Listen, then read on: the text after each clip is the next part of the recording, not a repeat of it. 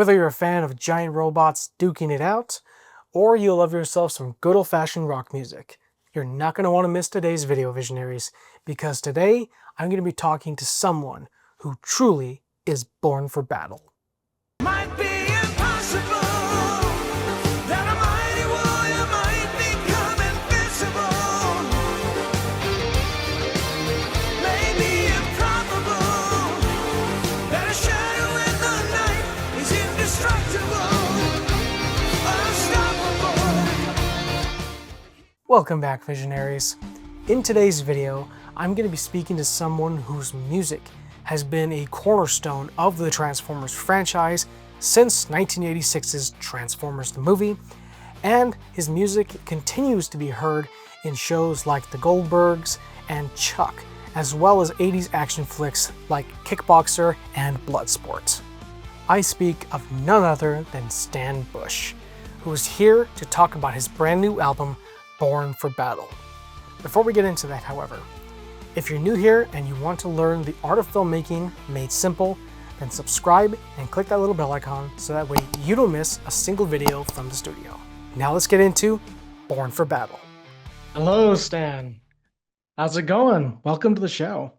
Hey, can you see me and hear me? Yeah, I can hear you now. Oh, great. Stan, how are you? Welcome to the show. It has been a while. Oh, yeah. How are you? I am very, very good. The world's not in the middle of a pandemic anymore, so things are good. Yeah, no kidding, right? Oh yeah, it's been a crazy 5 years, you know. The world's changed quite a bit. Yeah, definitely. So, yeah. So, let's dive right in. Sounds So, good. it has been 5 years since Dare to Dream, and that was an incredible album, still one of my favorites even today. And now Born to Battle is here, and I listened to it yesterday. It is a great album with a lot of standout tracks. And I was wondering, what was the creative spark that led to this album's creation? Well, let's see. I agree. I really like the Dare to Dream album as well. I think that one was a lot of it was written the year of the pandemic. Wow. So yeah, it was a funny time. Not funny, haha, but like everything shut down, right? So there was like Right. literally nothing else to do except be creative, which Hmm. you know, anyway, I was very happy with that album, and the artwork, the songs, and everything else kind of came together, and it's sort of a anyway. Regarding your question, I think the Born for Battle album was like more of a spread out process. I started writing soon after the Dare to Dream album, and like within the first couple of years, we'd already done a few, two or three songs, and then it was over the next 5 years, literally, of writing and recording. And the nice thing about working with my producer Holger Fath, he's brilliant, by the way. He's also my Hmm. best friend, but we were able to just come up with there's literally no clock on the wall, so we'd take as long as it took to get it right and get the production and the songs just it was a very cool thing to have that freedom to do that. And Right. anyway, but yeah, it Wow. went along. Yeah, it was It fun. sounds like a pretty ideal situation for writing anything, basically. It is. I remember my early record deals in the early '80s. It was sort of, you'd have these studios. It was like, $200 an hour and the engineer, and you'd have your staff and all this stuff, going literally, running up the budget. And the Hmm. album would cost over 100 grand to make, and that was just Wow. for a new artist, like I was at the time. Hmm. These big bands, they'd spend $1 million on a record, half a million easy. Uh, Wow. that kind of thing. But anyway, the songs are always the main thing, that with Mhm. as you know, Yeah. that's what really makes or breaks an album. And but thank Right. you for I'm glad you like it. I'm very happy with it. I think it came out great. Oh yeah, it came out so good. As I was listening, there was quite a few standout songs. Number one is of course Invincible. That song is just it's a power anthem. I mean, we don't have very many power anthems in music anymore, and that song was just like top of my list. But Thank you. one Thank you. mhm. One song that I really loved was The Reason for Everything. It's a different sound than the rest of the album, and I loved it for that. It had this very late 80s ballad sort of, you know, expressiveness that was kind of part of the decade, part of the era, and it was so good. I really think it belongs in the end credits of a movie. It was really really fantastic. Oh, thank you. Yeah, that one's kind of gets you right in the heart. I think Right.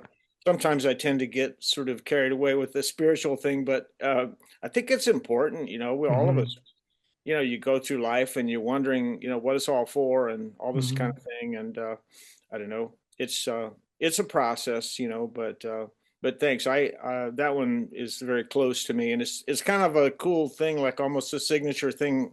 Every Hmm. album I've done, like the last song has some kind of like little, it's got its own sort of vibe, that's like Hmm. different. It was one called Home in on an earlier. I really like that track, and Hmm. I remember the End This Life album. I think it was also an acoustic unplugged. Uh, you know, Back from Where I Came. Oh yeah, Southern Rain. That was the song. Hmm. Oh yes, I Yeah, recall those. They were great tracks too. thank you. Um, so when you first announced Born to Battle or Born for Battle, you mentioned in the tweet that it had been a really long road to get this album done and out there. And that kind of brought to mind what was the journey like from just, you know, getting these songs from here onto, a page and then to recording? And what were some of the most memorable moments along that road, along that journey? Like, what were the most memorable moments of production for you? Oh, well, it's just, like I say, when you're sitting down by yourself with an acoustic guitar and coming up with the basic, idea, song idea and melody and so forth and lyrics, it's different than, what you hear in your head is one thing, but then when you get in there, you sort of have to experiment and try different things, what kind of feel, what kind of beat, what kind of tempo and everything else. And it's a whole process. I think one of the things I've always liked is key changes. I like Hmm. surprises. It's like some of the cool '80s bands did that too. Where you'd be going in one key and then all of a sudden it would jump to a whole new key, and it was like, wow. I love Yeah. that because it's unpredictable. That's Hmm. one of the things about music that's really hard to do is be sort of not sort of stock or something, that Hmm. you want to, Right. yeah, but I don't know.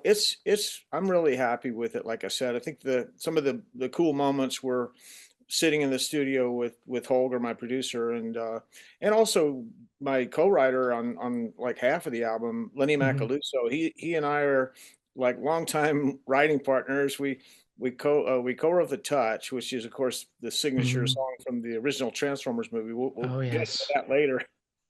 But For the Lenny and I have been friends and co-writers for forever, and seems like, and so he was involved in some of this stuff, like Invincible. He and I wrote that one, and hmm. it's just really cool because we can work sort of independently, and also like he lives in Florida, so we'd be on the Hmm. phone a lot or Yeah. emailing back and forth, and hey, what do you think of this? That kind of stuff, Yeah. and it's That's great. uh, but That's it's cool. Oh, yeah, sorry. Go ahead.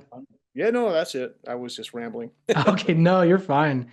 So, speaking of Invincible, not only is it a really powerful track, but when the lyric video dropped, I think last week or week and a half ago, what really got me, in addition to the song, was the image of a knight, shield and sword on a chessboard. And that imagery really stuck with me. And I thought, wow, that not only fits the song super, super well, but I was wondering, like, why the knight specifically? Why the knight in the chessboard? What was the idea behind that imagery? Well, I guess a knight with the armor and everything kind of symbolizes, invincibility. I mean, you know, this guy, he's gonna be strong in a fight, and he's not gonna be Hmm. able to be killed easily or taken down. I don't know, just I just think that it gives off the imagery of like, a really invincible person, and so anyway, Right. it seemed to fit the theme. I don't know.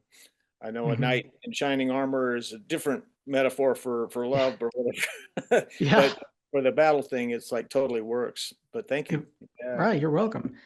And the night also it brings back to mind, for me at least, I think it was the fourth Transformers movie when they kind of not rebooted, but they kind of soft rebooted and they changed Optimus Prime's design to be more evocative of a knight, with a large sword and a shield.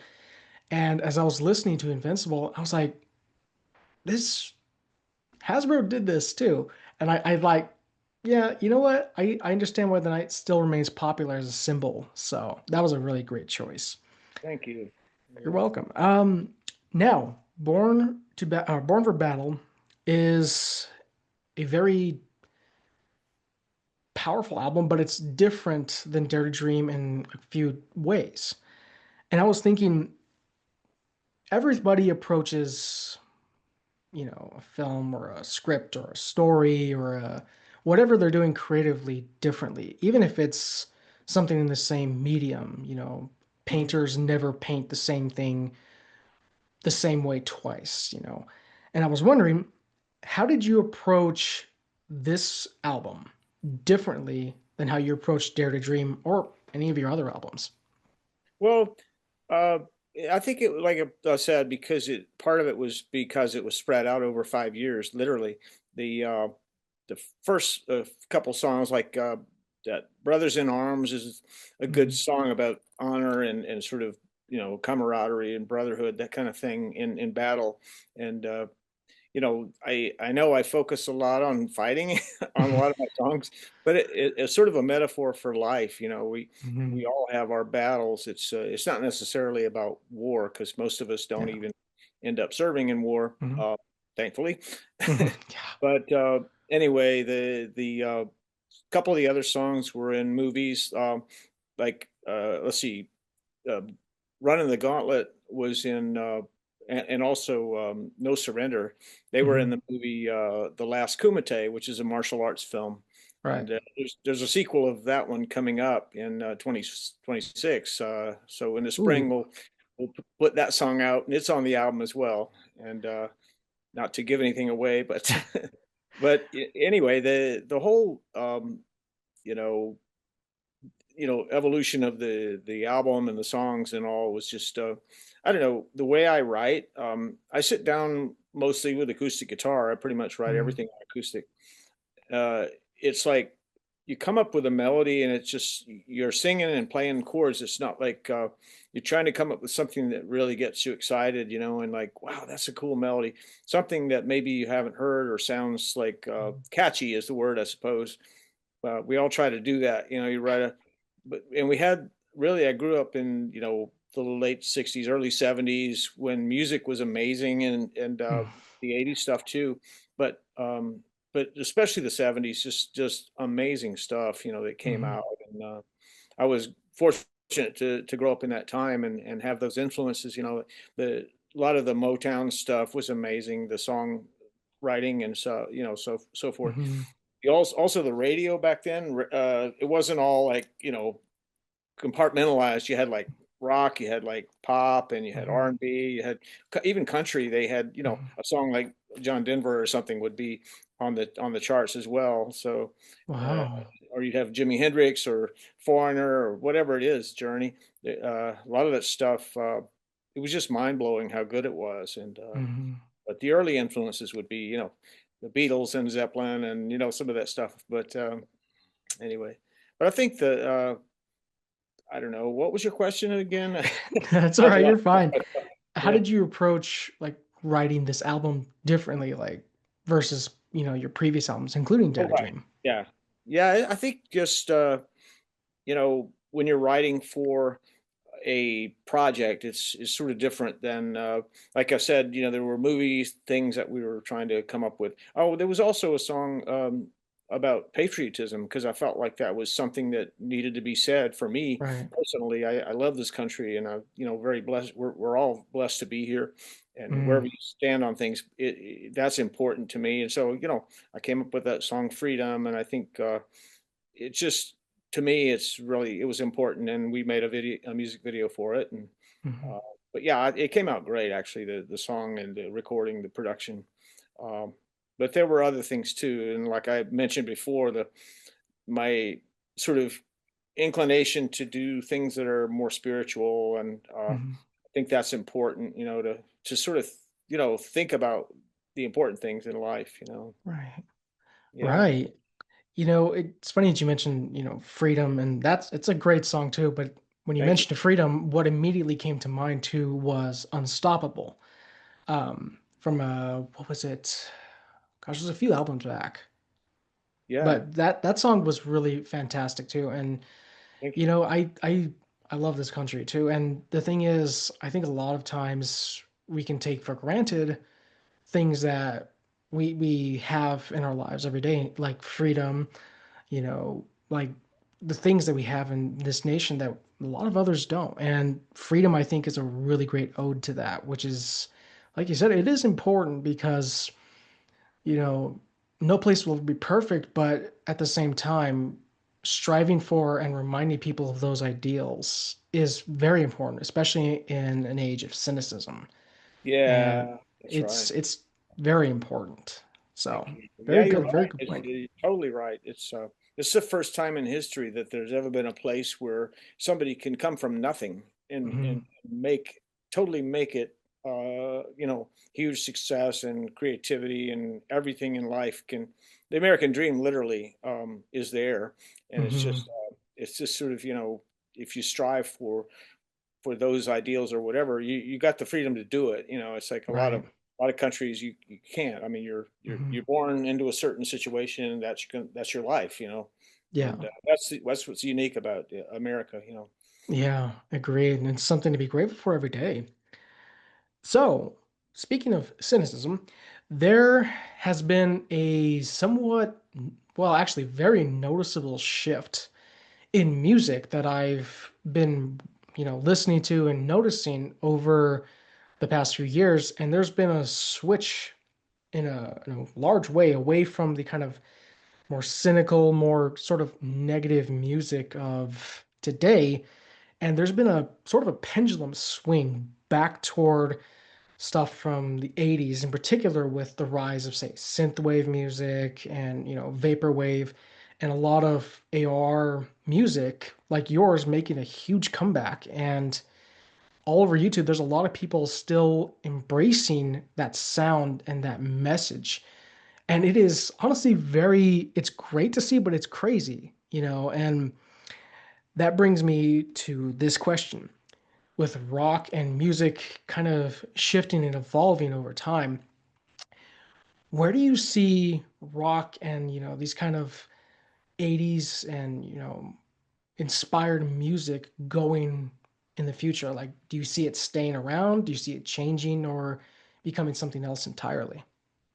Well, yeah, I think my answer to that with I think people generally, even though a lot of people are not very sophisticated or whatever, they can always tell. They can spot authenticity. Mm-hmm. If something's real, and they can also sense truth. We all have sort of a truth Hmm. barometer, and I don't know. It's like I say, there's every reason to be positive, and I've always been kind of an optimist and a go for it, believe in yourself kind of guy. I think all that started with the touch. That was Yeah. my sort of thing. Like go for it, believe in yourself, and I Hmm. don't know. I think it may seem idealistic, possibly even cheesy, but but I love it. It's like because we do. We live in a great country, and we have people that love us, and that's what the Hmm. world is really should be about. Instead of all this negativity. I think people got tired of it. There's like Yeah. there's always been a dark side. Whatever movies, the same thing. And music as well. But I Hmm. think people would rather not hear about killing cops or something, but Yeah. something like, hey, we you go for it. Let's I mean, you see a movie like Top Gun or something like, wow, and the sequel Hmm. too had that same thing, and it just Right. resonated with a ton of people. Oh The yeah. People Oh love yeah. that stuff. It's like yeah. For sure. I was also like we talked about the '80s thing, the movies back then. Hmm. Like there were so many killer movies that came out. You think about whatever it was, Back to the Future or Oh yeah. the original Rocky. Like wow, Hmm. you know, you walk out of the theater, you're like mile high. Just like Yeah. wow, this is great. You're singing the song, you remember the songs. That was Hmm. the cool thing about the '80s. It was the movies were the music was a big part of the movies, and so Hmm. I think that was a cool thing to see and be a part of. Oh, for sure. It's funny that you mentioned, the movies and stuff like that of the era, and you would leave the theater being elated. You would, you know, leave the theater feeling you could take on the world. And That's right.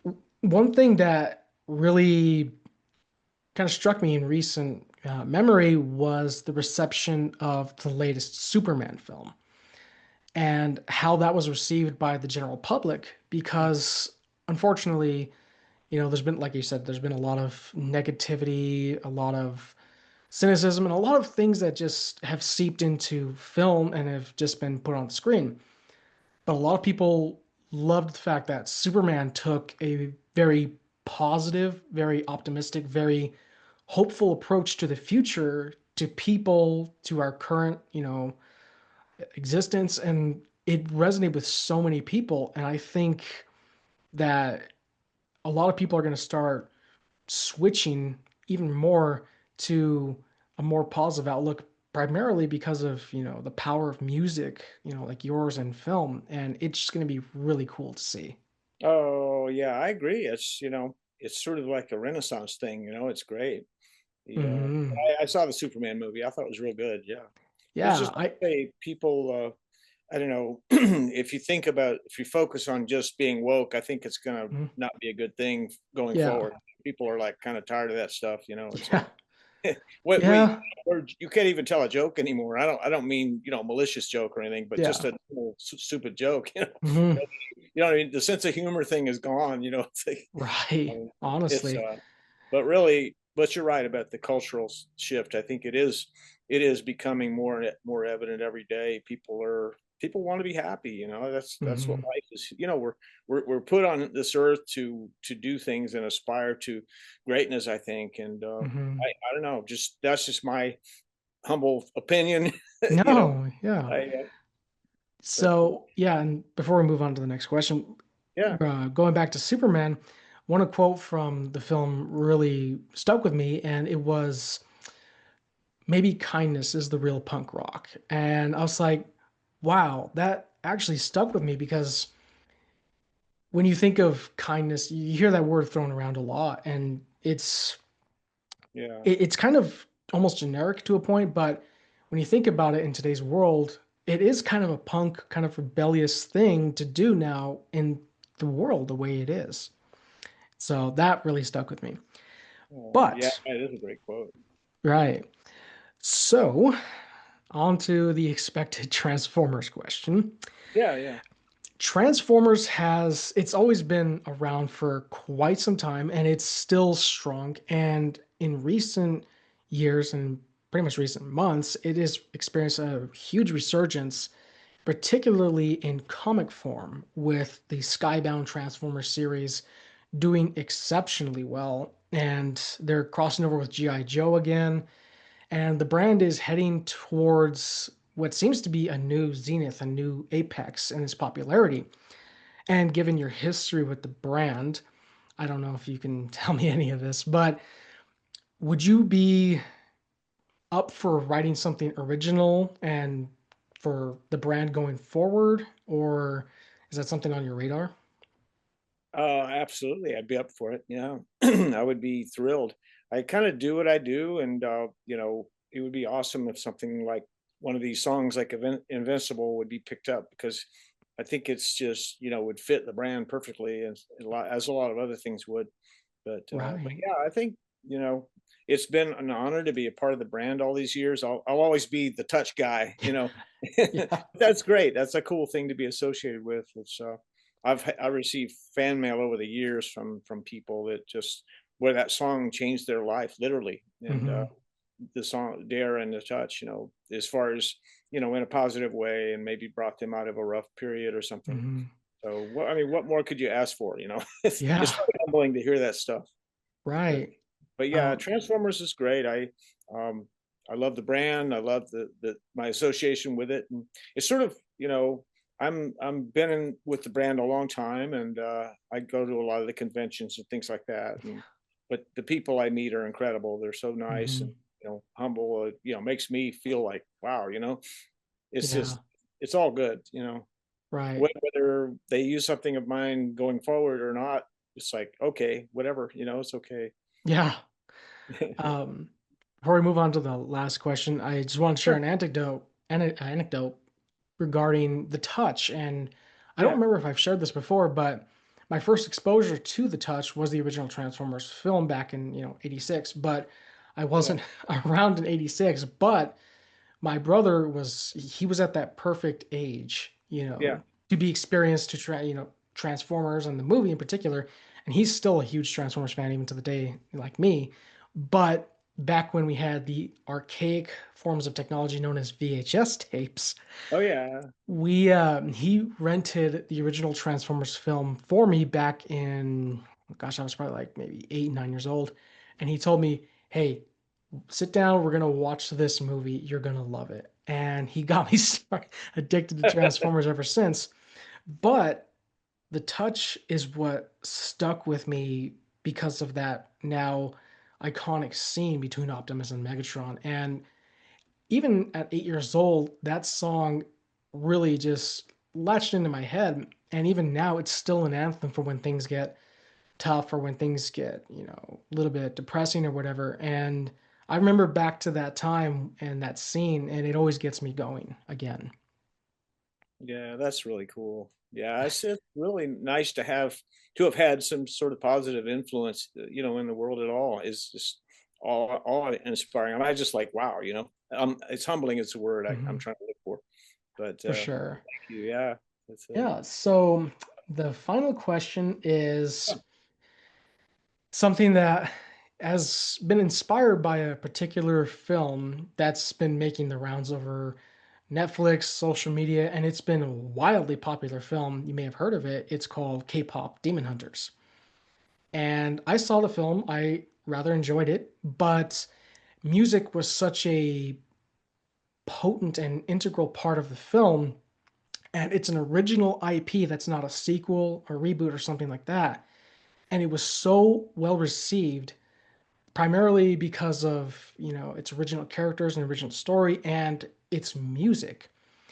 And it seems that there's starting to be a trend of Hollywood embracing more musically driven films and more original IPs. And I was thinking, would you be interested in doing something for an original IP to say it's not Transformers or something in your wheelhouse? Or would you be interested in doing a song for an existing, franchise that you haven't done, like say G.I. Joe or Teenage Mutant Ninja Turtles or something else completely different?